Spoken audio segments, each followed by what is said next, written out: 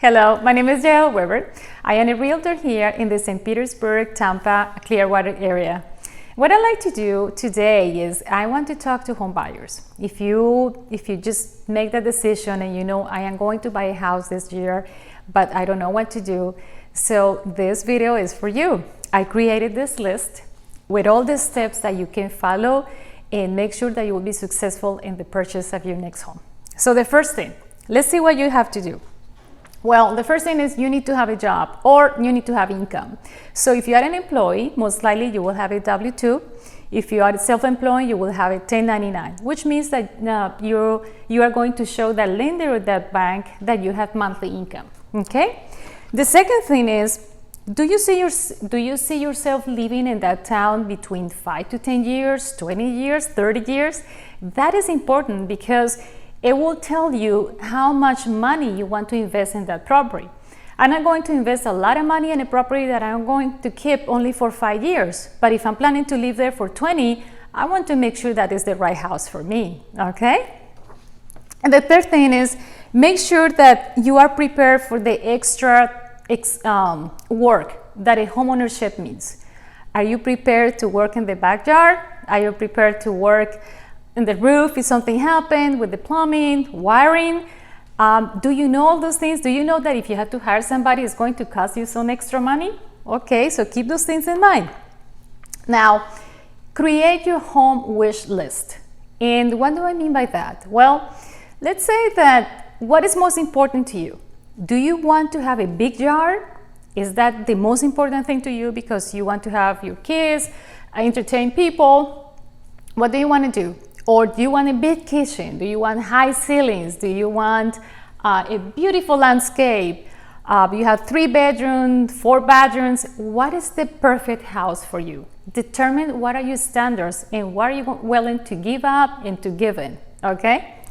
Now, figure it out how much you can afford. Well, that will depend when you enter your W-2s or your 1099s. The lender is going to determine how much you can buy. Are you in the price range of the 300s and the 500s and the million? All that depends how much are you showing in your income. That's going to determine the property that you can afford. And now, let's say that when you are going to submit all that information to your lender, that person or that lender, the bank, that institution is going to ask for a lot of information.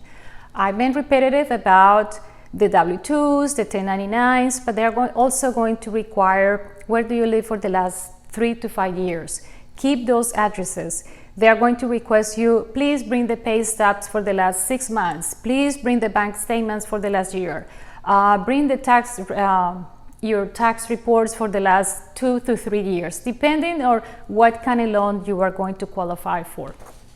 Now, one of the things is when you are going, let's say that you find the house that you really want, and if you don't have the pre-approval letter from the lender most likely, the seller most likely is not going to take you seriously, because it is like going and propose to a lady that you want to marry, but you don't have a ring. I think it's pretty much the same concept. So you want to have that letter with you and say, okay, this house is $300,000 and I got pre-approved for $320,000, for example. So that lender knows that you can actually, that seller knows that you are going to buy, you will be able to qualify for that property.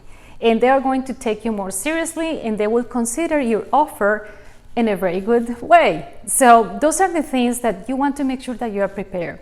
And what about if you go to a property and you submit an offer, but you have 3 more offers and all of them they have pre-approval letters, but you are the only one who doesn't? You will not even be in the game. So don't make that mistake, because it will be very disappointing for you. And let's talk about put together your team. You need somebody who will guide you through the process. When you find that house, you want to make sure that your offer is strong. What do I mean in a strong offer? Strong offer means that you have a good terms, that you have less than 10 days inspection, that you have your pre-approval letter, that you have proof of funds, that all your documents are on time with the lender in everything. That is crucial because that's going to determine how close and how soon you are going to have the house of your dreams.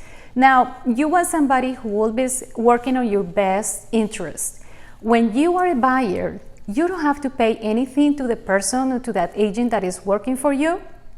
So why not taking advantage of that realtor that is doing her or his best to help you out?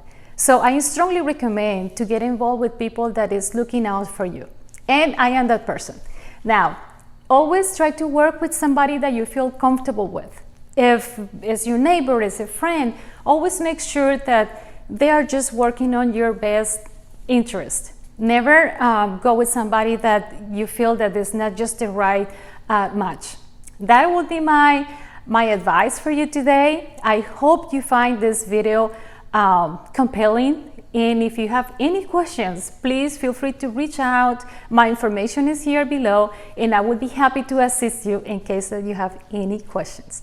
It was a pleasure to be with you today. Have a great afternoon. Bye.